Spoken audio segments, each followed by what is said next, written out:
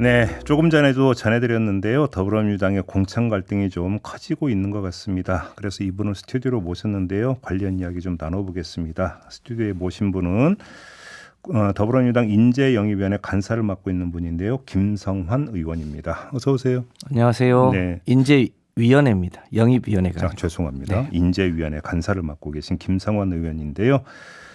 일부 언론이 의원님을 신명계, 새로운 친명, 신명계로 이렇게 분류를 했더니 의원님께서 신명계라고 불리는 것에 대해 동의하기 어렵다. 또 이런 말씀하셨습니다. 뭐 그런 신조어를 만들고 그럽니까?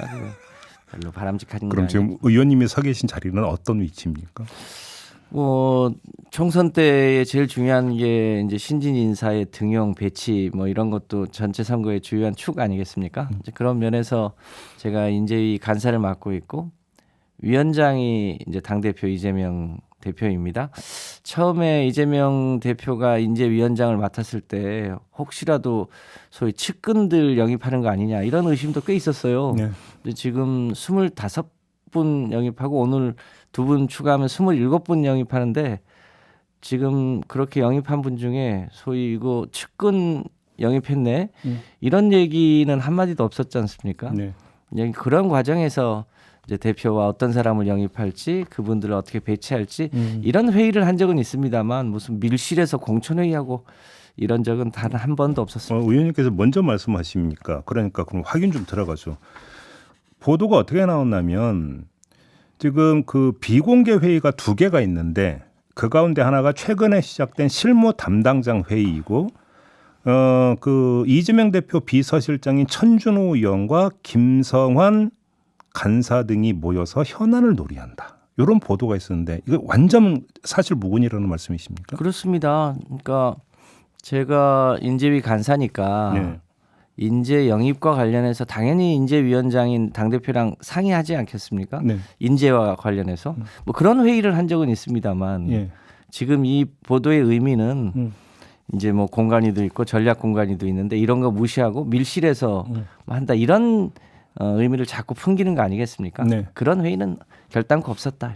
그러면 천준호 비서실장과 이제 같이 회의를 했다면 그거는 인재 영입과 관련된 이야기였다. 그렇습니다. 그렇게 제안된. 네. 그러니까 이게 이른바 밀실 공천의 2 테이블 가운데 하나 이렇게 규정하는 것 자체가 억측이다. 그렇습니다. 양심을 걸고. 그래요. 네. 자, 그러면 한번 좀 범위를 좀 넓혀보죠. 지금 그 공천 결과가 하나둘 나오고 있는데 네. 그러면서 결국은 이게 비명계 천액이 아니냐라고 하는 주장도 있고 반발도 있습니다. 자, 일단 이런 그 반응에 대해서 어떻게 평가하십니까? 총평을 좀 해주신다면. 지금 우리 당의 소위 시스템 공천 관련해서 첫 번째 경선이 있었지 않습니까? 네.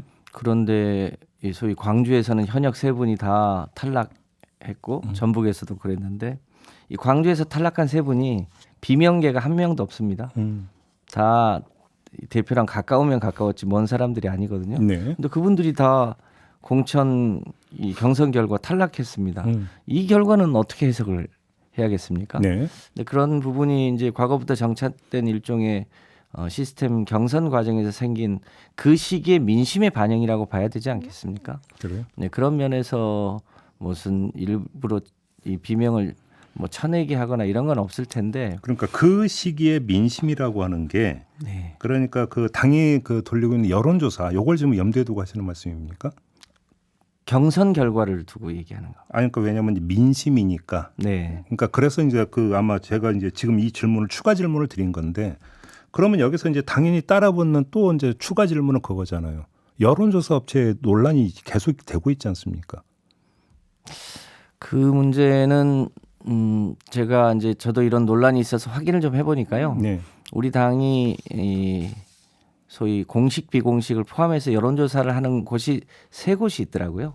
하나는 이제 공관위가 후보의 적합도, 경쟁력을 조사하는 공식적인 여론조사가 있고요. 그거는 공천 심사 과정에서 당연히 해야 되는 거 아니겠습니까? 네.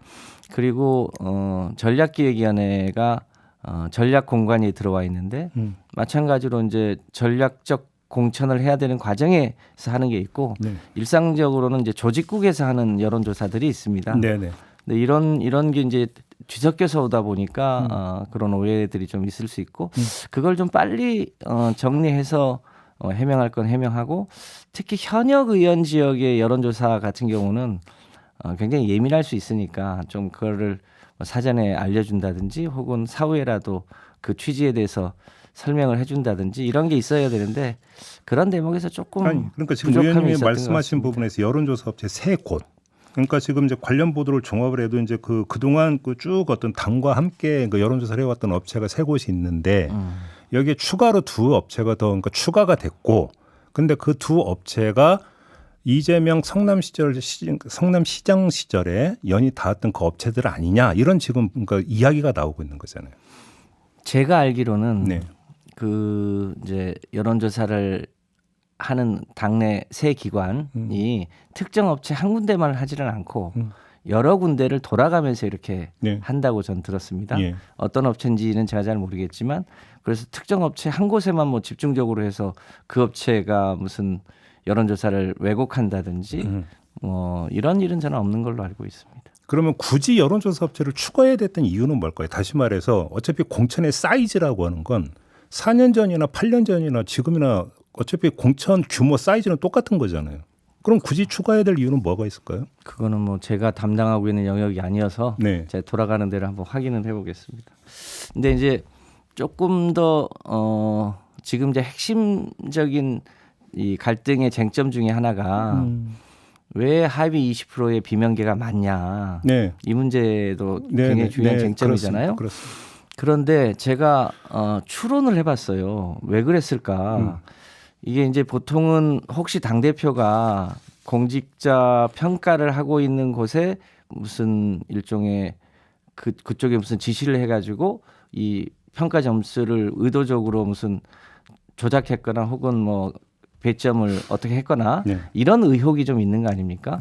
그런데 이 평가한 과정을 보면 크게 3덩어리가 있습니다. 의정활동 영역의 평가가 있고 당의 기여도 평가가 있고 그 국회의원의 지역 평가가 있는데 이 3곳에 다 이 일종의 상대 평가들이 들어가 있습니다. 하나는 이제 의원들이 그 선수별로 하는 다면 평가가 있고요. 네. 의정활동에는 또 당 기여도는 당직자들이 하는 평가가 있습니다. 그리고 지역 활동에는 이제 권리당원과 주민들이 하는 평가가 있는데 예. 이게 다 작년 11월, 12월에 이루어집니다. 이거를 4년 전에도 했고 8년 전에도 했는데 그런데 그 직전에 9월 말에 이재명 체포동의안이 있었고 네, 네. 그 과정에서 소위 우리 당의 한 30분 정도는 가결표를 던졌고 10분 정도는 기권 무효표를 던졌지 않습니까? 그리고 그 이후에 누가 도대체 가결표를 던졌냐? 이 논쟁이 한참 있던 시기에 의원들이 다면 평가를 하고 당직자들도 다면 평가를 하고 그리고 그 해당 지역의 권리당원들도 여론조사에 응했고 저는 이 요소들이 당시에 이 공직자 평가에 반영됐을 가능성이 매우 높다. 그러니까 결국 이재명 체포동의안 처리. 네. 그러니까 그다음에 이제 그 처리에 대한 입장에 대한 개별 의원의 입장에 대한 평가가 여기에 상당 부분이 반영이 됐을 수 있다. 네, 제가 추론컨대 그런 요소가 가장 크게 작동했을 수 있다. 왜냐하면 공교롭게 또 시기가 네. 9월 말에 체포동의안에 대한 처리가 있었고 평가는 11월에 있었거든요. 네. 그리고 그 중간에 도대체 누가 가결표를 던졌냐, 그게 옳으냐, 그러냐 이런 논쟁이 한참 있었잖아요. 근데 그거는 이제 사실 해석 여지가 되게 많이 있는 건데 지금 의원님의 그 말씀에 따르면 그것이 예를 들어서 그러니까 그 친명과 비명을 가르는 아주 중요한 기준선이 될 수 있잖아요. 체포동의안 그러니까 처리에 대한 입장 문제가. 그러면 결국은 하위 20%를 걸러내는 과정에서 결국은 체포동의안에 대한 입장. 그래서 결국은 친명이냐 비명이냐라고 하는 부분들이 상당 부분이 그런 반영이 됐다는 해석으로도 사실은 연결이 될 수 있는 부분 아닌가요? 그게? 저도 이제 기억을 더듬어 보니까요. 11월 달에 소위 이제 의원 다면 평가서가 제 의원회관으로 와서 네. 그거는 이제 누구랑 상의해서 할 수 있는 일이 아니거든요. 제가 알아서 그렇겠죠. 평가했는데 평가할 때 다른 의원에 대한 평가를 하는 게 있는 거거든요. 네. 그 시기에 저는 어떤 마음으로 평가를 했을까 이걸 한번 되돌아본 거예요. 그 한번 그럼 그 말씀하셨으니까 지금 그 선출직 평가위원회에서 그 이제 하는 거잖아요. 하위 20% 같은 경우는 그리고 선출직 평가원에서 평가는 당 대표하고도 무관하게 지금 진행이 되는 게 맞는 그렇습니다. 거죠. 당연히 공정함을 위해서. 네.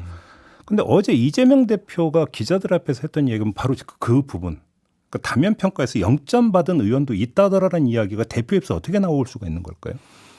다면 평가에 대한 거는 일단 실제로 이제 작년 말까지 거의 다 이루어지고 네. 그게 밀봉이 됩니다. 네. 밀봉된 거는 이제 일종의 공관위 위원장하고 당 대표한테만 전달이 돼요. 네. 그래서 당 대표는 그거를 봤을 수 있겠죠. 그러면 있다더라라는 식으로 또 발언하면 안 되는 거 아닙니까? 저는 뭐 제가 그걸 직접 본 적이 없으니까 네. 그게 어디까지 가는 게 저 합법인지 위법인지까지는 제가 모르는데 적어도 당의 대표는 그 자료는 한번 봐야 되는 거 아니겠습니까? 네. 공관위원장과 당 대표는 아마 봤을 거라고 판단합니다. 그러면 예를 들어서 0점 같은 경우는 밀본된 상태에서 이제 대표에게 전달이 됐고 그래서 이제 대표가 여러 번 결과를 가지고 이제 그 기자들한테 했던 얘기다. 그렇게 이해를 하면 되는 건가요? 제가 봤는지 여부까지는 모르겠습니다만 네. 당연히 뭐 대표한테까지는 전달이 되지 않았겠습니까? 알겠습니다. 아무튼 이걸 저걸 떠나서 지금 논란이 갈수록 커지고 있잖아요. 이게 어디까지 갈 거라고 전망을 하십니까? 볼 때 뭐 집단 행동 가능성 이런 이야기도 보니까 나오던데 어떻게 보십니까? 그 개별 의원에 따라서 좀 달라질 거라고는 보여집니다. 지금이 이제 경선 시기 아니겠습니까? 경선 시기에 이제 소위 하위 평가를 받았더라도 상대 후보가 매우 약하거나 혹은 단수이거나 이런 경우이면 조용히 지나가겠죠. 그런데 하위 평가를 받은 분 중에 상대가 매우 경쟁력 있는 사람이면 사실상 경선을 하더라도 본인이 이길 가능성이 없다고 판단되면 다른 행동을 할 가능성도 있겠죠. 잠깐 의원님 죄송한데요. 여기서 그 지금 벌어지고 있는 논란과는 무관하게 네. 제도 문제 하나 좀 여쭤볼 게 있는데 하위 20%의 당신이 들어서라고 통보를 받는데 평가가 이 항목에서 몇 점 나왔고 요 항목에서 몇 점 나와서 총점 몇 점이어서 이렇게 됐소라고 하는 설명이 없잖아요. 알죠?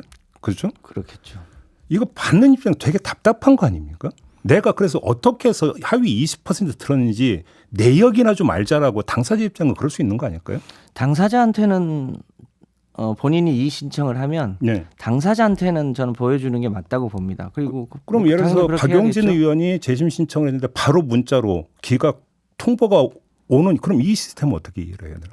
저는 왜 그렇게 했는지까지는 잘 모르겠지만 두 번째 여기서 적어도 예. 적어도 당사자에게는 그 다면 평가의 본인 거에 대해서는 그것을 열람할 수 있도록 해줘야 된다고 봅니다. 제도상 그게 사실은 좀 합당하다고 생각지 않습니까? 네. 두 번째 여기서 연결되는 문제가 그러면 그 대표에게 전달했기 때문에 대표가 봤다고 치더라도 그러면 대표가 기자들 앞에서 본인도 모르는데 물론 누군지는 모르겠죠.